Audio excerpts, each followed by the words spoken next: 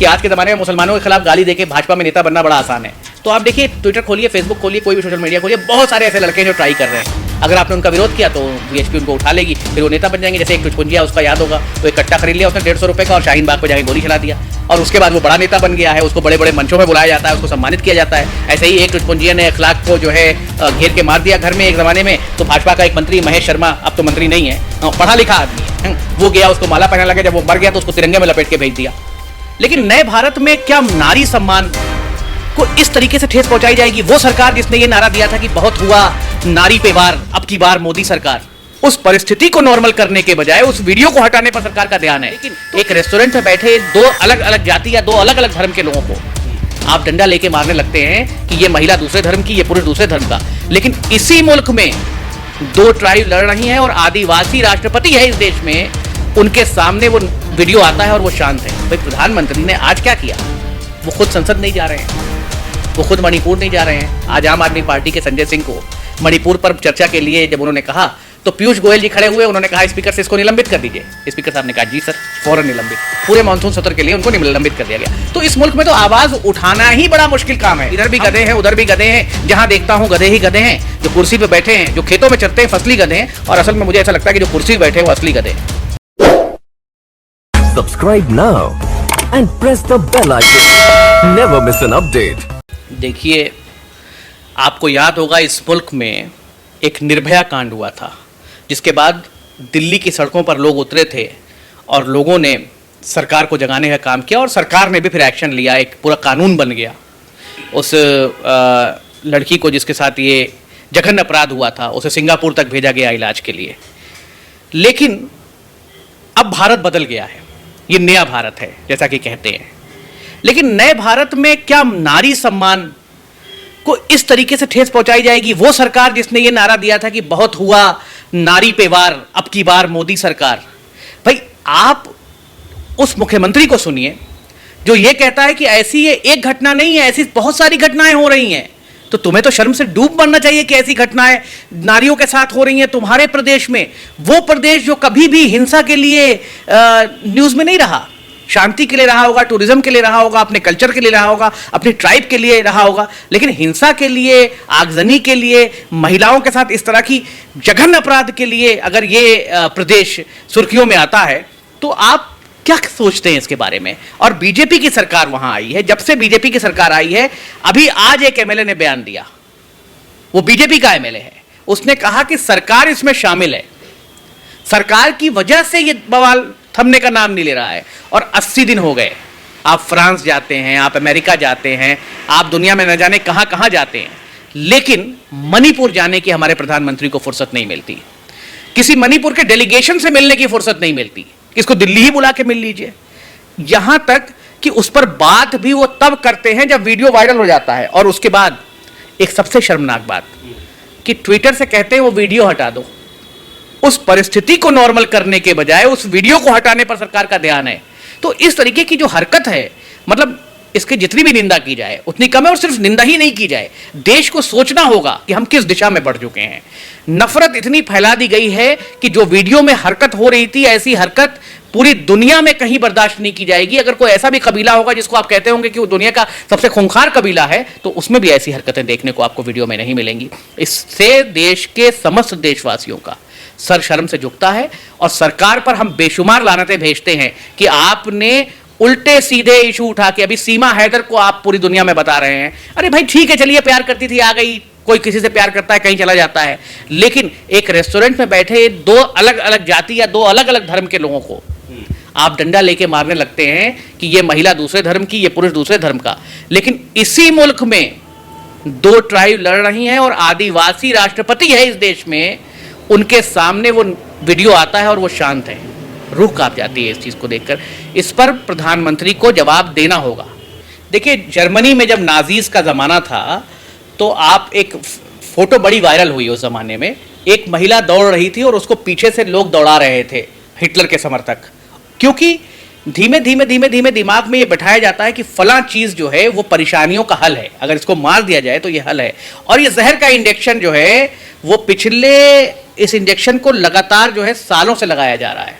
9-10 साल से ये इंजेक्शन रोज आपके व्हाट्सएप पे आता है, रोज आपके टीवी पे आता है, रोज आपके जो है मोबाइल पर पहुंचता है, और इस इंजेक्शन ने इंसान को ज़ॉम्बी बना दिया है। अगर आज भी हम नहीं चेते और हमने वो बातें याद नहीं की कि मजहब नहीं सिखाता आपस में बैर रखना, तो ये मुल्क आप ये समझिए कि ये जर्मनी जो हिटलर का था उस तरफ बढ़ता चला जा रहा है। बस अब गैस चेंबर बचना बाकी रह गया, बाकी सारी चीज़ें करीब करीब हो चुकी हैं। और एक बड़ी मशहूर कहावत है कि जिनोसाइड जो है वो गैस चेंबर से शुरू नहीं होता है, वो नफरत से शुरू होता है जो रोज़ दी जा रही है इंजेक्शन के रूप में। तो इसलिए हमने तो उस ज़माने में वो गाने सुने थे, हमारे बचपन में सुनाए जाते थे हमें स्कूलों में कि ना हिंदू बनेगा ना मुसलमान बनेगा, इंसान की औलाद है इंसान बनेगा। लेकिन आज तो इंसानियत शर्मसार है और कोई आदमी ये कहने को तैयार नहीं है कि इस गाने को दोबारा बजाओ। तो मैं ये पूछना चाहता हूं सरकार से कि आप एक चुचपुंजिया से इलेक्शन के लिए इस लेवल तक गिरेंगे, और वो देखिए उसने वो ड्रामा किया मुख्यमंत्री ने कि उसका इस्तीफा फाड़ दिया। अरे एक ही कॉपी छाप के ले गया था, तेरा प्रिंटर खराब था, तुझे तो शर्म से चुल्लू भर पानी में डूब मरना चाहिए, तू इस्तीफा नहीं दे रहा है। इसको तत्काल सैक करना चाहिए, लेकिन सैक करे कौन? इधर भी गधे हैं उधर भी गधे हैं, जहां देखता हूं गधे ही गधे हैं। जो कुर्सी पे बैठे हैं, जो खेतों में चरते हैं, फसली गधे हैं, और असल में मुझे ऐसा लगता है कि जो कुर्सी पे बैठे हैं वो असली गधे हैं।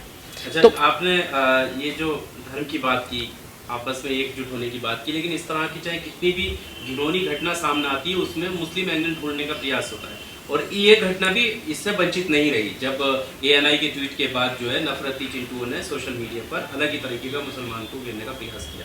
देखिए मैंने VEH के अध्यक्ष होने के नाते से बहुत क्लियर किया था इस बात को कि अगर ANI अगली बार इस तरह की कोई भी हरकत करती है, क्योंकि ANI ने डिलीट किया ट्वीट और उसके बाद एक्सप्लेनेशन लाए, इस तरह की कोई भी हरकत करती है तो पूरे देश में मैं ANI के खिलाफ FIR करवाऊंगा।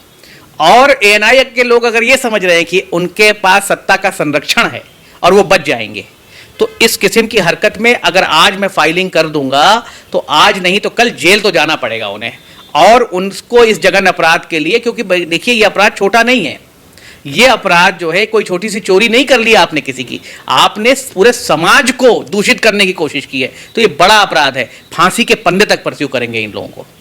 देखिए मेरा संगठन बड़ा छोटा सा संगठन है, यहाँ तो बड़ी बड़ी पार्टियों के मुखिया अभी तक मणिपुर नहीं जा पाए। मैं लगातार कोशिश कर रहा हूँ क्योंकि मेरे पास लोग नहीं है मणिपुर में, मेरा संगठन मणिपुर में कोई उसकी इकाई नहीं है, तो मैं वहाँ जाके अकेले, और दूसरी बात मैं इन ट्राइब्स को बहुत क्लोजली समझता भी नहीं हूँ। तो जहाँ तक ये चीज़ें हैं कि भाई मैंने अभी एक लेटर लिखा है, एक आध दिन में आपके सामने आएगा ट्विटर पे, राष्ट्रपति से इसमें हस्तक्षेप की मांग की है कि निलंबित किया जाए सरकार को। और अभी मैं जल्द ही 1-2 मीटिंगें मेरी हुई हैं, मेरे कुछ VEH के लोग हैं जो वहाँ क्रिश्चियन सोसाइटीज़ हैं जिनको चर्चेस चला दिए गए, उन लोगों के साथ संपर्क में हैं, बात कर रहे हैं, हम उनसे भी जल्द मीटिंग करेंगे। लेकिन हम तो सरकार से ही कह सकते हैं ना, ठीक है अगर आपको ये लगता है कि भाई सरकार निष्क्रिय है तो हमें लाइए, हमें कुर्सी पर बैठा दीजिए, ये दंगा कंट्रोल हो जाएगा। भाई प्रधानमंत्री ने आज क्या किया, वो खुद संसद नहीं जा रहे हैं, वो खुद मणिपुर नहीं जा रहे हैं। आज आम आदमी पार्टी के संजय सिंह को मणिपुर पर चर्चा के लिए जब उन्होंने कहा तो पीयूष गोयल जी खड़े हुए, उन्होंने कहा स्पीकर से इसको निलंबित कर दीजिए। स्पीकर साहब ने कहा जी सर, फौरन निलंबित, पूरे मानसून सत्र के लिए उनको निलंबित कर दिया गया। तो इस मुल्क में तो आवाज़ उठाना ही बड़ा मुश्किल काम है। हम लोग जैसे छोटे लोग लगातार लिख रहे हैं, लगातार बोल रहे हैं, लोगों को समझा रहे हैं कि भाई मजहब नहीं सिखाता आपस में बैर रखना। तो ये जो हमारा काम है ये तो नैतिकता का काम है, लेकिन प्रधानमंत्री के पास तो आर्मी है, प्रधानमंत्री के पास तो BSF है, नेवी है, एयरफोर्स है, पुलिस है, आपकी खुद का मुख्यमंत्री है। आप किस दिन का इंतजार कर रहे हैं? एक सवाल ये भी आ रहा है कि ये जो जितने भी एक्टिविस्ट हैं और जिस तरह की आप लोगों को संज्ञा दी गई है पिछले कुछ वर्षों में, रुदाली गए हैं इस तरह की बातें, कि ये मणिपुर पे तो बोल रहा है, राजस्थान पे चुप है, छत्तीसगढ़ पे चुप है, बंगाल की हिंसा पे चुप है। देखिए राजस्थान पे तो मैं खैर चुप नहीं हूँ, ये तो पूरी दुनिया जानती है कि नासिर जुनैद से लेके और अर्जुन मेघवाल तक की हत्या पर अगर कोई संगठन जम के लड़ा है तो उसमें एक VEH भी है। अब रही बात कि बंगाल में हिंसा हो गई या कहाँ हिंसा हो गई, अब एक छोटी सी घटना को एक पूरे समाज को दूषित करने वाली घटना का कंपैरेटिव नहीं बताया जा सकता, पहली बात। रही बात चुनावी हिंसा की, तो चुनावी हिंसा में एक सिविल सोसाइटी का व्यक्ति क्या कर पाएगा? वो कुछ नहीं कर सकता है, क्योंकि वहाँ तो BSF और आर्मी के हाथ में चीज़ें होती है। जब वो नहीं रोक पा रहे तो सिविल सोसाइटी कैसे रोक देगी? तो ऑब्वियस बात है जहाँ भी हिंसा है वो गलत है, उसको हम रोकने के लिए हम लोगों से आग्रह करेंगे और हमेशा आग्रह करेंगे। भाई हमारा रास्ता तो ये है कि भाई जो गांधी का रास्ता है वही इस मुल्क को सही दिशा दे सकता है, ना कि वो रास्ता जो ये सुझा रहे हैं कि आप जो है नंगा परेड कराइए किसी को। तो इस तरह के रास्तों की तो भर्त्सना होनी चाहिए। एक मामला यूपी से आया कि वहाँ एक महिला ने धमकी दी दूसरी महिला को कि अगर तुम नहीं सुधरी तो तुम्हारा भी वही हशी करोगे जो मणिपुर में हुआ। ये जो थ्रेट बन गई है हिंसा, इसे कैसे रोका जाएगा? देखिए, इसे तो प्रशासन ही रोकता है अपने कार्यों से, लेकिन जब प्रशासन पंगु हो जाता है या एक तरफा हो जाता है तो लोगों को ऐसा लगता है कि हमें खुली छूट है। कल को अगर देश में सरकार बदल जाएगी तो ये सारे लोग जो आज अपने आप को बहुत बड़ा देशभक्त बता रहे हैं, कल को दूसरी पार्टी के लोग हो जाएंगे। तो कार्यकर्ता वही हैं, उनको जिस तरीके से लगता है कि सत्ता हासिल करने में आसानी होगी उस तरीके को अपना लेते हैं। जैसे एग्जाम्पल मैं आपको देता हूँ कि आज के ज़माने में मुसलमानों के खिलाफ गाली देके भाजपा में नेता बनना बड़ा आसान है।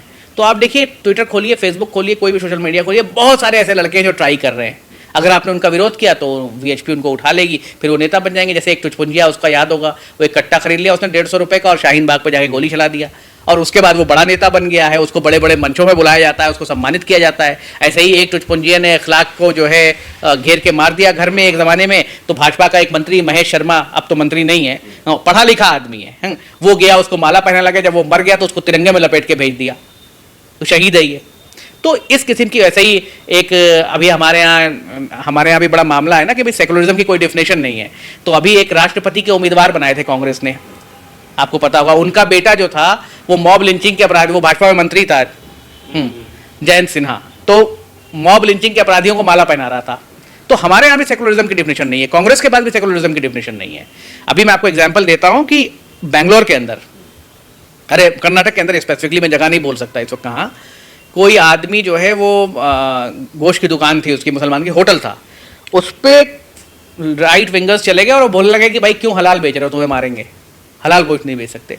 तो अभी भी आप हिमाचल प्रदेश का एग्जाम्पल ले लीजिए, हिमाचल प्रदेश के अंदर किस किस्म की धमकी 30 दिन में निकल जाइए, 25 दिन में निकल जाइए। अगर सरकारें चाहे, मुख्यमंत्री चाहे और लीडरशिप चाहे तो कितनी देर लगती है इनको कंट्रोल करने में। लेकिन हमारे यहाँ भी सेकुलरिज्म की डेफिनेशन है, यूडीएफ सेकुलर नहीं है लेकिन शिवसेना सेकुलर हो गई। Subscribe now and press the bell icon. Never miss an update.